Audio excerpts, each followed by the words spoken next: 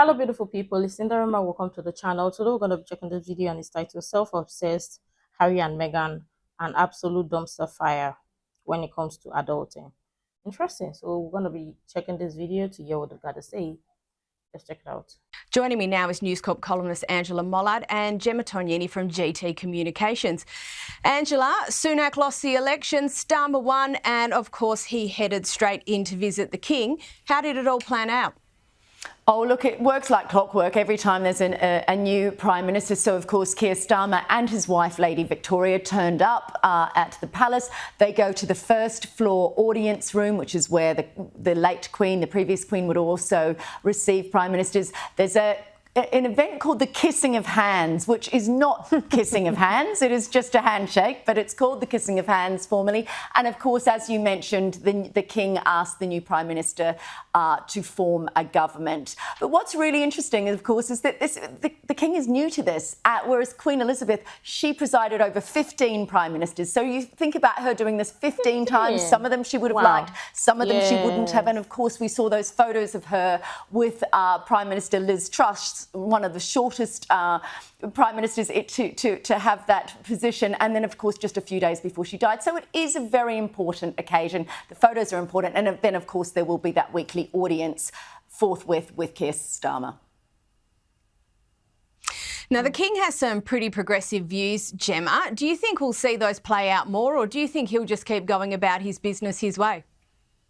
I don't expect to see him doing anything particularly different. Like, yeah, he's been a progressive. I use that term lightly because let's be honest, if all progressives were as mild as he is, we would be in a much better state societally. I think we'll see more of King Charles just being King Charles as he works out his reign. But I will make this one point that I find so cute, Caroline, that, Sir Keir Starmer and his wife, Lady Victoria, he's a self-professed socialist, but not socialist enough that he turned down the knighthood. Isn't it always the way?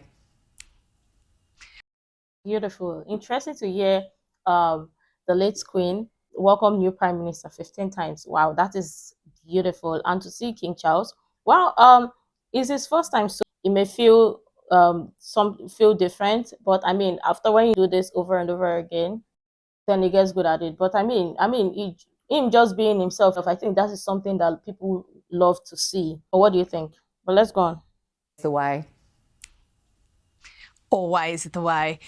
Now, Angela, Meghan's sister Samantha, she lost at trial in those defamation proceedings she brought against her sister. We understand she's considering an appeal. What's the basis of the appeal? Really? That's right. So we thought that Meghan had won that case. It was a case of defamation where Samantha brought the case that that Meghan had sullied her name. The judge at that time, back in March, found that she hadn't. But now, let me read this to you because it makes absolutely no sense to me. Meghan has caused cumulative interferences and remarks which have caused a cumulative defamation issue, which the court didn't consider at the time.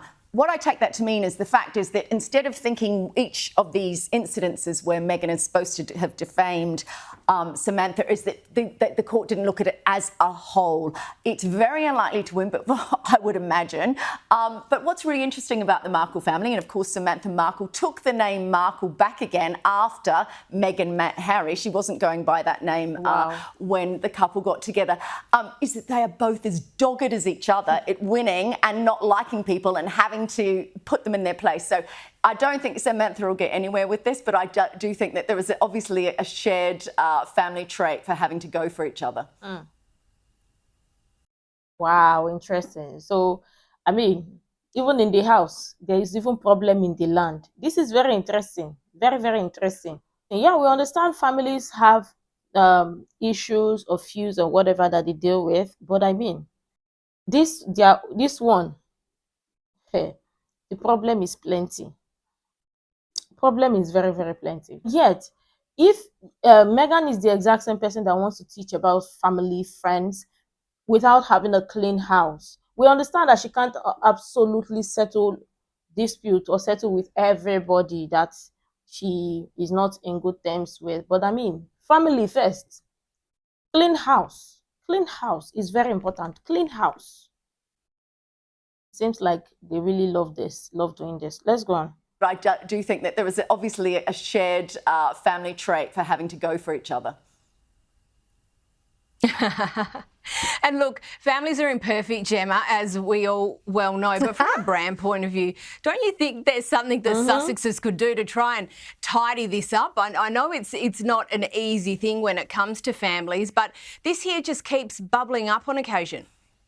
They should be Italian. I mean, they should just get into a turf war over property and not speak to each other for 10 years or something like that. Boycott christenings and Christmases and all that sort of stuff. Way more on brand for us. Yes. Look, I don't think we're going to ever see anything different from the Sussexes. This is the couple that are so tin-eared, so self-obsessed that, you know, they leave the royal family, they quit their jobs, but they keep the title and then whinge and moan about the fact that nobody's giving them security anymore. But, oh, God, we want to be on the, you know, we want to be self-determined and independent financially, but you can't stop paying us. I mean, they're an absolute dumpster fire when it comes to adulting. So I don't see anything different. They're not going to look at this and go, how are we going to be mature and adult and rebuild all the bridges that we've torched unceremoniously over the past number of years? That's just not going to happen. And that brings me to my next one, Angela. And look, we spoke last week about Harry receiving that ESPY award. Now, the backlash has continued this week. Where's it got to? Oh, now this has been shocking. So the mother of the person that the award, Pat Tillman, his mum Mary, has basically come out and said, I don't think that Harry, there's better people that should get this award, that Harry is too divisive, he's too controversial as a character. And she even mooted the fact that there were other people working in Veterans Affairs and that sort of thing who would be more worthy of this award. Now, that's a big thing to say because, of course, this award is in honour of this man who was a tremendous NFL sportsperson and then went in and fought in Iraq and Afghanistan. So for the mother of the person who's, you know, giving the award, that's not a great look for Harry. But the ESPN has come back out and said, you know, he deserves it. This is 10 years of Invictus and that's what we're celebrating for veterans. And they're right in that respect. This has been an incredibly successful initiative for veterans and it was very heartfelt. It's actually the one thing, to speak to Gemma's point, that Harry has done that has some dignity and solidity and is on message with who he is and what he stands for. So I can kind of see, I would have thought by now he may have pulled out of that award and just said, look, I'm just going to leave it because there's been so much controversy. 50,000 signatures on a Change.org petition that he shouldn't get it. So, yeah, there's a lot of consternation about the fact that he's the recipient. Controversy manages to find him everywhere. Interesting. Controversy doesn't seem to leave their side. And this is very common to see. Because, yeah, no family is perfect and all of that. But I mean, at some point, if you're going to be teaching something, have a clean house. It's not that big of a deal because, I mean, it seems to be that the Sussexes love controversy. The way to go for them to continue with their brand or whatever, very brand worthy. But I mean, Harry didn't listen to what people were saying. He still accepted the award. Very classic. But again, it seems like every time is from one controversy to the other. They just love it. Way to go for them to want to always control the narrative to fit their brand and whatever, because I mean, they want their brand to be so perfect and all of that. Well, they are getting the perfection. Or what do you think? These Sussexes themselves don't even know how to be the adults in the room. But they want to teach people, or rather, Meghan wants to teach people on friendship, family, whatever, every other thing that she wants to do. But themselves, no clean work.